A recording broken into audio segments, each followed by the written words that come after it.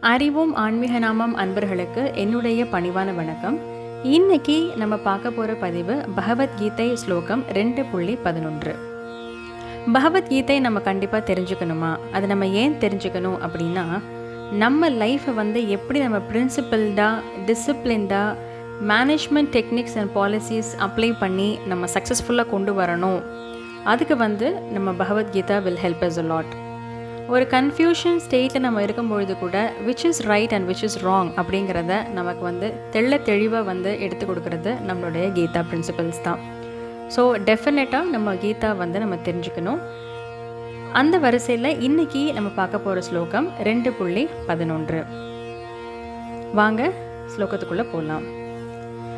அசோச்யானன் வசோசஸ்த்வம் பிரஜ்ஞாவாதாம் சபாஷசே கதாசூன கதாசும் ச நானுசோசந்தி பண்டிதஹ. இந்த ஸ்லோகத்தோட அர்த்தம் என்ன அப்படிங்கிறது இப்போ நம்ம பார்க்கலாம். அர்ஜுனன் தன்னுடைய உறவினர்கள் நண்பர்கள் எல்லாருமே யுத்தத்தில் மரணித்து விடுவார்கள் அப்படின்னு நினச்சி துயரம் கொள்கிறான். அப்போது பகவான் கிருஷ்ணர் அர்ஜுனனுக்காக என்ன சொல்கிறாரு அப்படின்னா, அர்ஜுனா, நீ எல்லாம் தெரிஞ்ச ஒரு பண்டிதன் மாதிரி ஞான மொழிகள்லாம் நீ பேசுகிற. ஆனால் எதுக்காக நீ துயரம் கொள்கிற அப்படிங்கிறதே எனக்கு தெரியல. நீ வருத்தப்பட வேண்டிய அவசியம் என்ன? ஒன்றுமே கிடையாது.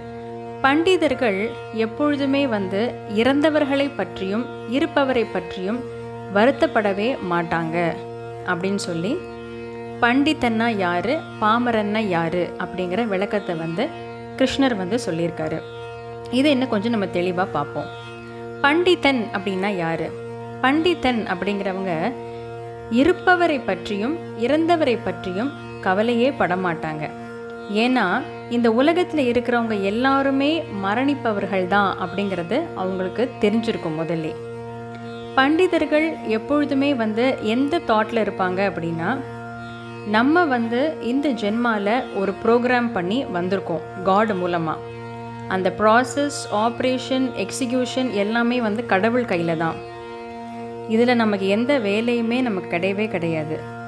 நம்ம செஞ்ச நன்மையும் தீமையும் பொறுத்த மாதிரி நமக்கு அதுக்கான பலன்கள் கிடைக்கும் அப்படிங்கிறத தெரிஞ்சு வச்சிருக்கிறவன் பண்டிதன். அந்த சத்தியம் உண்மை பண்டிதனுக்கு நல்லாவே தெரியும். எல்லாத்துக்குமே துயரம் கொள்பவன் பாமரன்.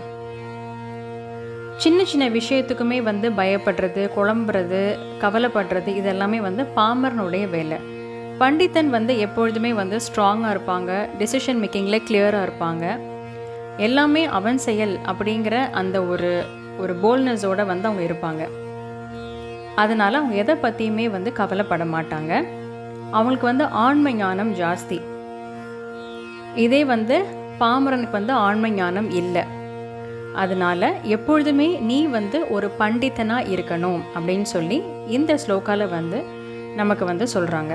ஸோ நம்மளும் எப்பொழுதுமே ஒரு பண்டிதனாக, ஒரு போல்டு டெசிஷன் மேக்கராக, ஒரு கிளாரிட்டியோட எதுக்குமே நம்ம ஒரி பண்ணாமல், எல்லாமே டிசைன்ட் பை காடு தான். நம்மளால் ஒரு சின்ன ஒரு விஷயத்தை கூட நம்மளால் சேஞ்ச் பண்ண முடியாது.